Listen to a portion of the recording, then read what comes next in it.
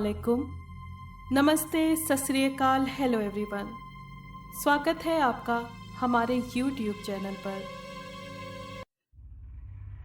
आज मैं आपको सुनाने जा रही हूँ काले जादू की 2 डरावनी कहानियाँ। तो आइए सुनते हैं पहली कहानी। हमारे सामने शरफू खान चारपाई पर बेहोश पड़ा था। उसे कोबरा सांप ने काटा था।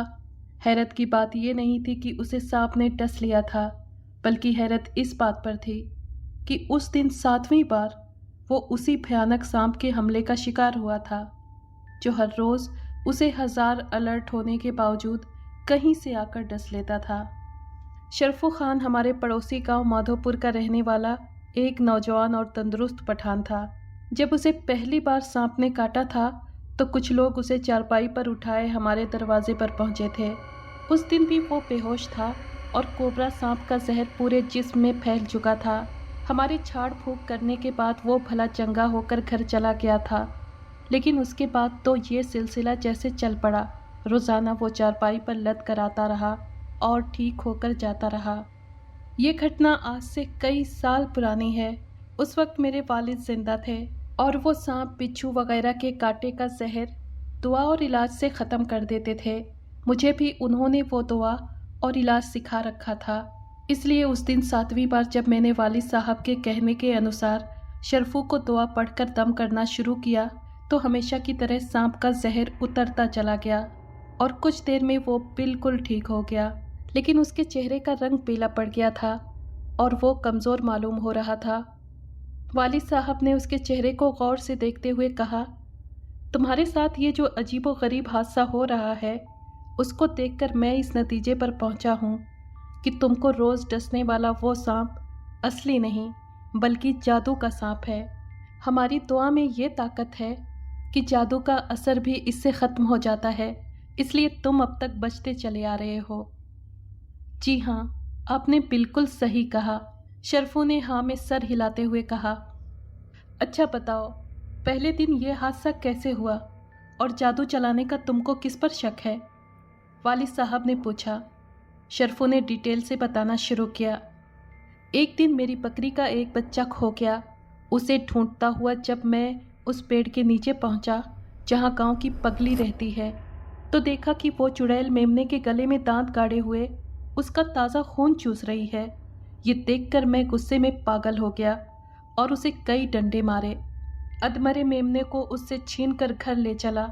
कुछ ही दूर गया था कि अचानक एक सांप ने आकर मुझे डस लिया और मैं घर पहुंचते पहुंचते बेहोश हो गया। बस उसी दिन से ये सिलसिला चल निकला है। ये सुनकर हम डर और दहशत से कांप उठे और पगली का सरापा यानी हुलिया नज़रों में घूम गया। उलझे हुए बाल, लाल मलकजी आँखें, ठिगना कद, घुटनों से ऊपर मैले चिक्कट कपड़ों में लिपटी हुई, दोनों होठों के बीच अगले दांतों के सुराख में एक बड़ा सा जंगली कांटा अड़े हुए, धीरे धीरे कुछ बुदबुदाती हुई। ये था हुलिया उस औरत का जिसे हम लोग पगली कहकर पुकारते थे। मैं उसे बचपन से इसी हाल में देखता आ रहा था। ये औरत आबादी से बाहर ज़िला नवादा के माधवपुर गांव से परे महाबीर जंगल के बाहरी हिस्से में एक पीपल के पेड़ के नीचे रहती थी। उसने रहने के लिए कोई झोपड़ी भी नहीं बनाई थी, बल्कि सूखे पत्तों, टहनियों और कांटेदार झाड़ियों का एक ढेर लगा रखा था। मूसलाधार बारिश हो या कड़ाके की सर्दी, लू के गर्म थपेड़े हों या आंधी और तूफान, वो हर वक्त हर मौसम में वहीं रहती।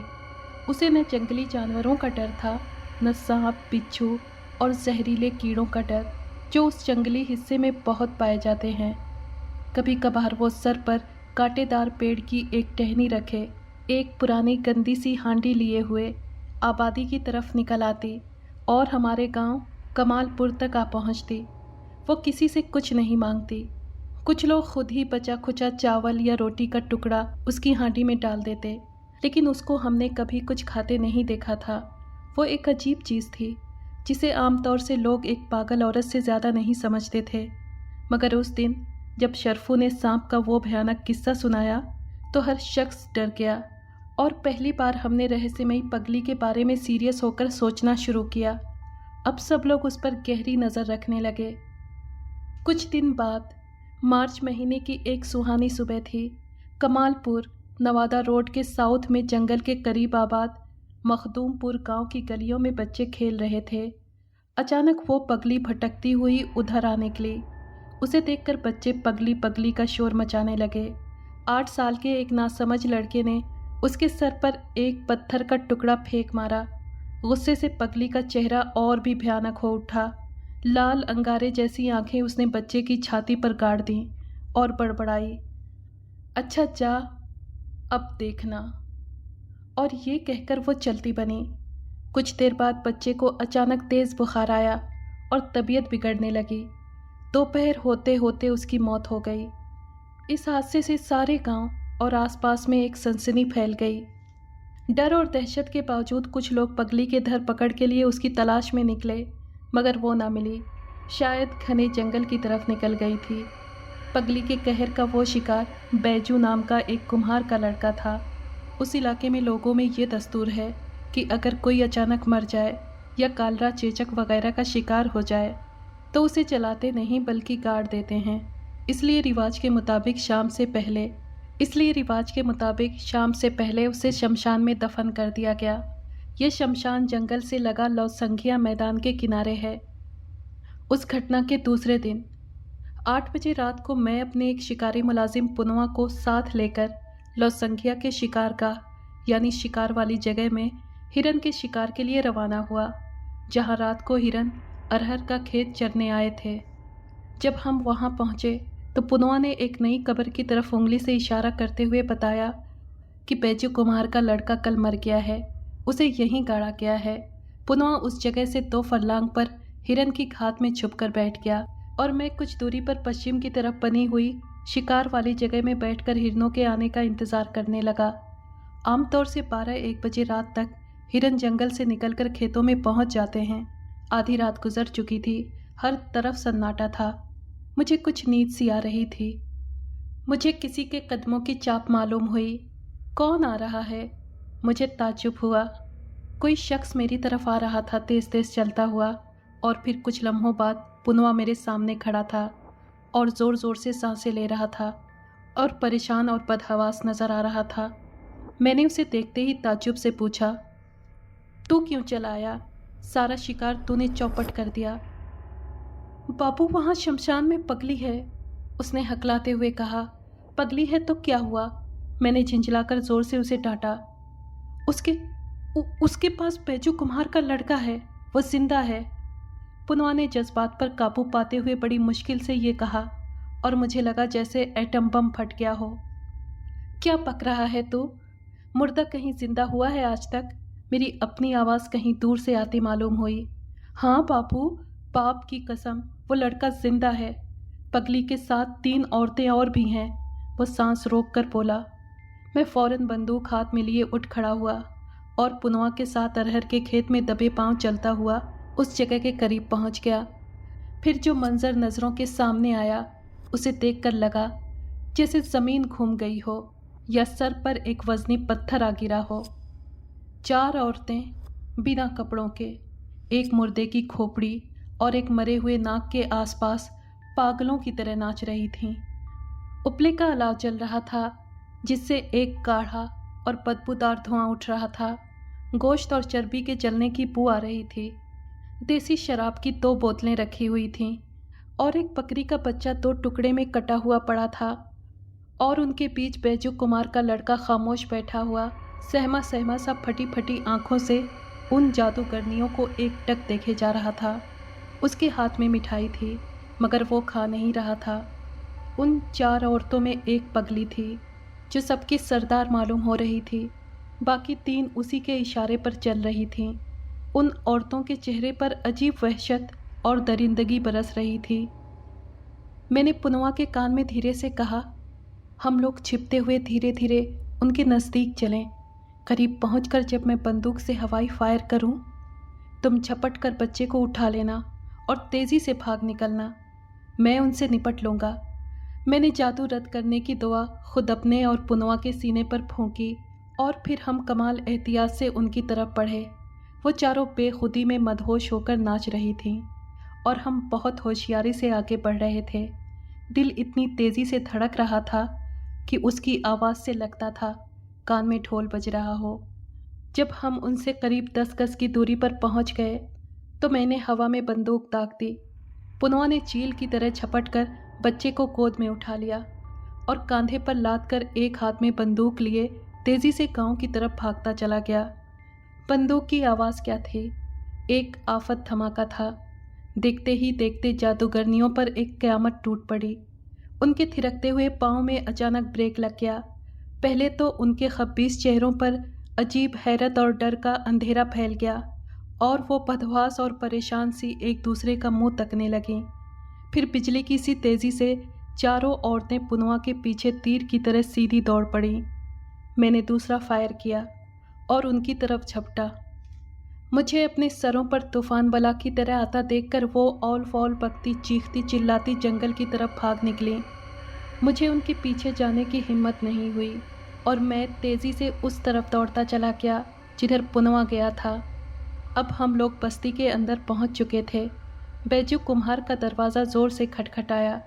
आधी रात का सन्नाटा, घर के सारे लोग हड़बड़ाकर बाहर निकल आए और फिर एक हंगामा सा मच गया। शोरगुल सुनकर बस्ती के सब लोग घरों से बाहर उमड़ पड़े और गांव में जैसे ज्वालामुखी फट पड़ा। हर शख्स हैरत और दहशत की तस्वीर बना आंखें मल मल कर बच्चे को देख रहा था। मैंने बच्चे का अच्छी तरह मुआयना किया, उसे गोद से उतारकर ज़मीन पर खड़ा किया। वो बिल्कुल भला चंगा था। बस्ती के लोग लाठी डंडे और टॉर्च वगैरह लेकर उन चुड़ैलों की तलाश में उसी वक्त जंगल की तरफ निकल खड़े हुए, मगर उन औरतों को आसमान खा गया या ज़मीन निकल गई। लगातार कई दिनों की तलाश के बावजूद उनका कहीं पता नहीं चला और इसके बाद आज तक किसी ने पगली को नहीं देखा। उस पगली को जो जंगल की एक खौफनाक जादूगरनी थी। अगर किसी शख्स का गुज़र उस जंगली इलाके से हो तो उन जगहों पर एक नज़र डाल सकता है और शरफू खान को भी देख सकता है, जो अभी तक जिंदा है और जो कई महीने इस मुसीबत को झेल कर दुआ तावीज़ के बाद ठीक तो हो गया, मगर साल के कुछ महीनों में वो बिल्कुल गूंगा हो जाता है और फिर खुद ब खुद बोलने लगता है। ये कहानी आपको कैसी लगी कमेंट करके ज़रूर बताइए। तो आइए सुनते हैं दूसरी और आखिरी कहानी।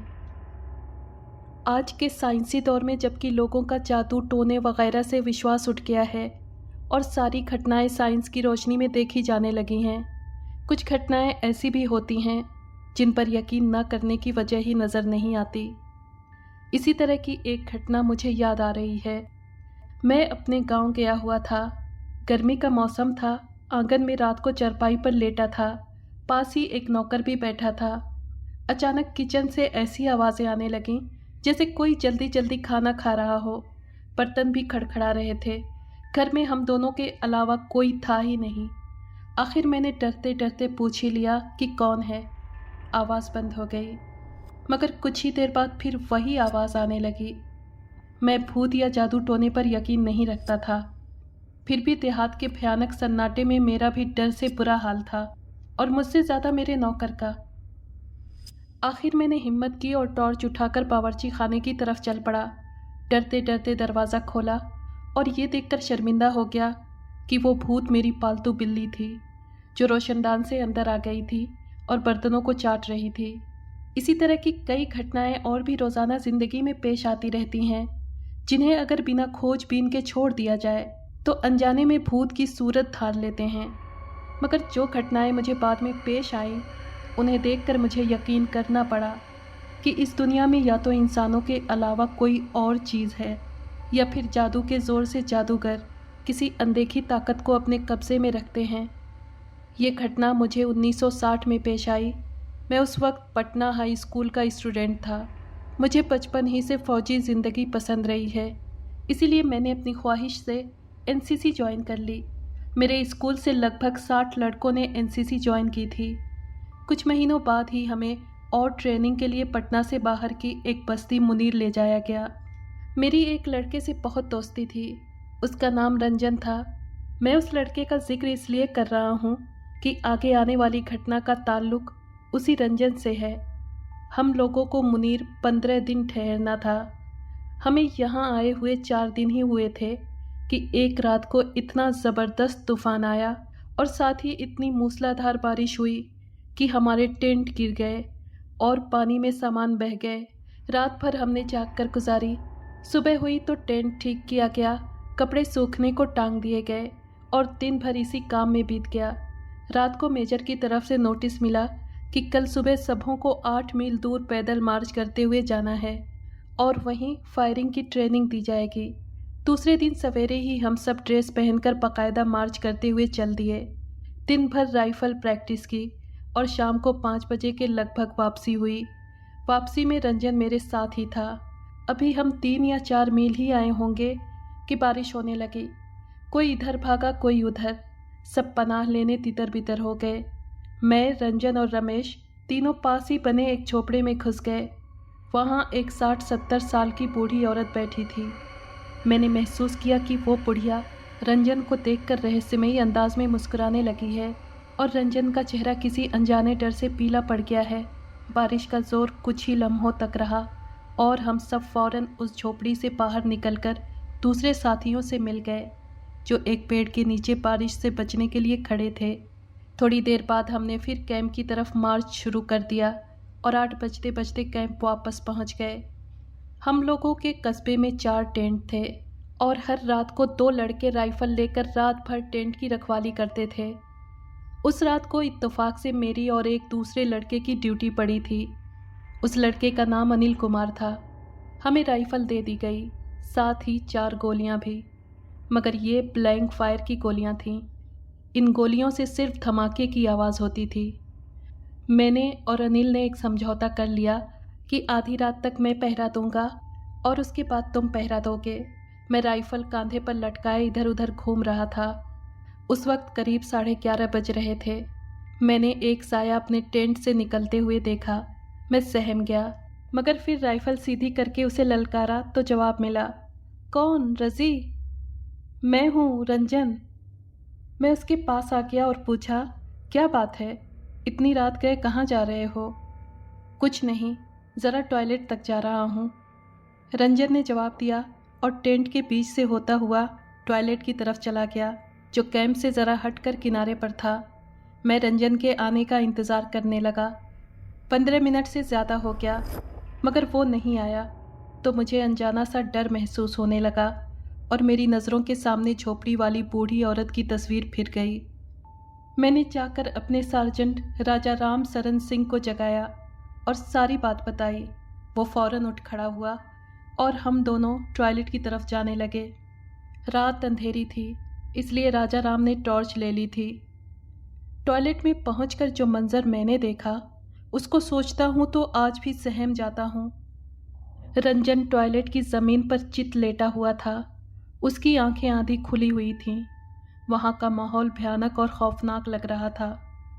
हम दोनों किसी तरह रंजन को उठाकर टेंट तक ले आए। कई लड़के इस शोर से जाग गए थे।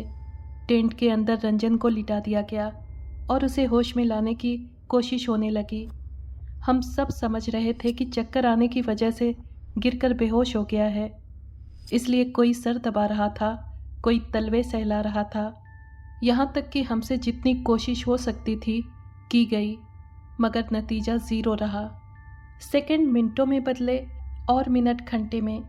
रंजन को बेहोशी की हालत में 1 घंटा हो गया था। हमें डर लग रहा था कि न जाने क्या हो गया है इसको। आखिर हमने अपने स्कूल के एनसीसी इंचार्ज को खबर करा दी। एनसीसी इंचार्ज का नाम शशिधर प्रसाद था। वो अपने टेंट में बेखबर सोए हुए थे। खबर मिलते ही दौड़े आए। कई मर्तबा रंजन को आवाज़ दी, मगर जवाब नहीं मिला। आखिर उन्होंने कहा कि इस पर जादू का असर मालूम होता है। फिर वो रंजन की बगल में घुटने के बल बैठ गए और अपना जनेऊ निकालकर उसके बाएं कान में चारों तरफ लपेट दिया और संस्कृत का कोई श्लोक पढ़ने लगे। बाद में शशिधर बाबू ने बताया कि ये हनुमान चालीसा नाम का श्लोक था। रंजन का दाहिना कान वो एक हाथ से दबाए हुए थे और श्लोक पढ़ते जा रहे थे और रंजन के कान में फूंकते जा रहे थे। कुछ देर बाद ये देखकर मेरी क्या सभी की हैरत की इंतहा न रही कि रंजन के होठ हिल रहे थे और वो धीरे धीरे कुछ बुदबुदा रहा था। उसकी आवाज़ धीरे धीरे तेज़ हो गई। वो कह रहा था, जाने दो मुझे, मुझे जाने दो, जाने दो। हमारे टीचर ने पूछा, तुम कौन हो, क्यों आए हो और किसने तुम्हें भेजा है? मैं खुद नहीं आया हूँ, मुझे भेजा गया है, मुझे जाने दो, मैं फिर नहीं आऊँगा। शशिधर बाबू ने कई तरह से घुमा फिरा कर उससे भेजने वाले का नाम पूछना चाहा, मगर उसने कुछ बताया ही नहीं, बल्कि लगातार जाने दो, मुझे जाने दो की तकरार करता रहा। रंजन और टीचर दोनों पसीना से तर हो गए थे। आखिर शशिधर बाबू ने उसके कान से जनेऊ हटा दिया। रंजन का चेहरा काला पड़ गया था, मगर वो शांत नजर आ रहा था। हम सब टेंट से बाहर आ गए, क्योंकि रंजन सो रहा था और उसकी नींद में खलल डालना ठीक नहीं था। जैसे ही हम लोग टेंट से बाहर निकले, सभी ने शशिधर सर पर सवालों की बौछार कर दी। उन्होंने कहा कि जैसे ही मैं टेंट में दाखिल हुआ, मुझे लगा जैसे वहाँ की फ़िज़ा में अजीब किस्म की ठंडक है, जो कि रहस्यमयी लग रही थी। फिर अगर रंजन बेहोश रहता तो अब तक होश में आ जाता। इसी से मैंने समझा कि इस पर जादू हुआ है। फ़ौरन ही मैंने पूछा कि फिर आपने उसको जाने ही क्यों दिया? तुम नहीं जानते हो रज़ी, ये कितना ख़तरनाक काम है। अगर मैं भी अड़ जाता तो एक किस्म का युद्ध हम दोनों में छिड़ जाता। वो अपनी पूरी शैतानी ताकत लगा देता और मैं उसका वार बचाने के लिए रूहानियत यानी आध्यात्मिकता का सहारा लेता, क्योंकि मैं बहुत बड़ा ज्ञानी तो हूँ नहीं, इसलिए मुमकिन था कि हार जाता। तब रंजन की मौत तो पक्की थी ही, साथ में मैं भी लपेट में आ जाता। हम बहुत देर तक जादू और जिन भूत के बारे में बातें करते रहे। इसी बीच एक लड़के ने आकर बताया कि रंजन जाग गया है। हम सब धड़कते दिलों के साथ उसके पास गए। वो बहुत कमज़ोर नज़र आ रहा था, मगर उसके चेहरे पर वही मासूम मुस्कुराहट खेल रही थी, जो उसकी पर्सनालिटी का एक हिस्सा बन गई थी। मैंने रंजन से फ़ौरन ही पूछा, क्यों, क्या हुआ था? इस पर रंजन ने जो कुछ बताया, उसे सुनकर सारे लड़के सकते में आ गए और माहौल और ज़्यादा रहस्यमयी मालूम होने लगा। डर से सब लड़के इधर उधर देखने लगे। रंजन ने बताया, रात को जब मैं टॉयलेट में दाखिल हुआ, मुझे ऐसा लगा जैसे जैसे इस जगह मेरे अलावा कोई और भी है। मैं डर गया और वापस होने के लिए मुड़ा, मगर मुड़ते ही मेरी नज़र उसी बुढ़िया पर पड़ी जो झोपड़ी में मिली थी। बुढ़िया ने मुझे देखकर जहरीली मुस्कुराहट के साथ कहा, अब बदला लूँगी, और मेरी तरफ बढ़ने लगी। मैं इतना जादू में जकड़ गया था कि चिल्ला भी नहीं सका।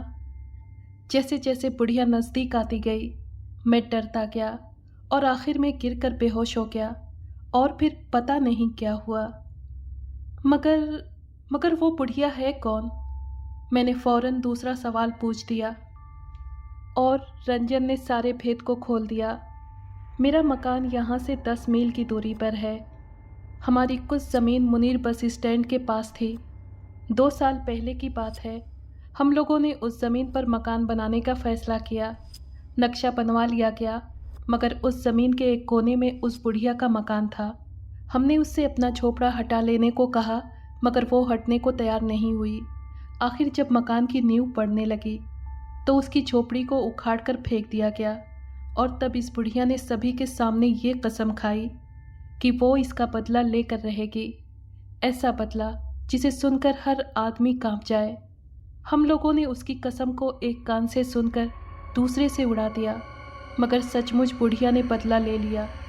गांव में इन्फ्लुएंजा का जोर हुआ, जिससे मेरे इकलौते बड़े भाई और छोटी बहन का देहांत हो गया, और उसी साल ज़बरदस्त सर्दी पड़ी। पिताजी को फालिज ने आ पकड़ा और वो कुछ ही दिनों बाद इस दुनिया से चल बसे, और अब इस दुनिया में सिर्फ मैं और मेरी माँ जिंदा हैं, और वो मकान अधूरा ही रह गया। कल शाम को जब हम लोग वापस आ रहे थे तो बारिश होने लगी थी, और हम 3 आदमी एक झोपड़ी में घुस गए थे, और उसी झोपड़ी में मैंने उस बूढ़ी औरत को देखा, मगर पहचान नहीं सका। फिर भी उसकी मुस्कुराहट देखकर मेरे दिल में अनजाना सा डर समा गया, और मैं बाहर निकल आया था, और आखिर आज ही उस बुढ़िया ने बदला लेने की सोची। अगर रज़ी तुम और राजा राम नहीं आते तो कल मेरी लाश ही मिलती, जो कि मेरे ख़ानदान के ताबूत में आखिरी कील होती। हम सभी ने ये घटना सुनकर फैसला किया कि उस बुढ़िया से मिलकर माफ़ी मांग ली जाए और इस मामले को यहीं ख़त्म कर दिया जाए। मगर हमारी ये ख्वाहिश भी दिल की दिल ही में रह गई, क्योंकि जब दूसरे दिन हम वहाँ पहुँचे तो पता चला कि बुढ़िया रात को ही कहीं चली गई। हम नाकाम और मायूस लौट आए, मगर रंजन की हिम्मत बढ़ाई कि शशिधर बाबू ने उसे ऐसा सबक दिया है कि वो अब आने की हिम्मत नहीं करेगी। मगर ये हमारी गलती थी, क्योंकि कैंप से वापस आने के 2 ही महीने बाद हम ये सुनकर रो पड़े कि रंजन अपने गांव के मकान में रात के वक्त मुर्दा पाया गया। उसकी पेशानी पर सांप के डसने का निशान था।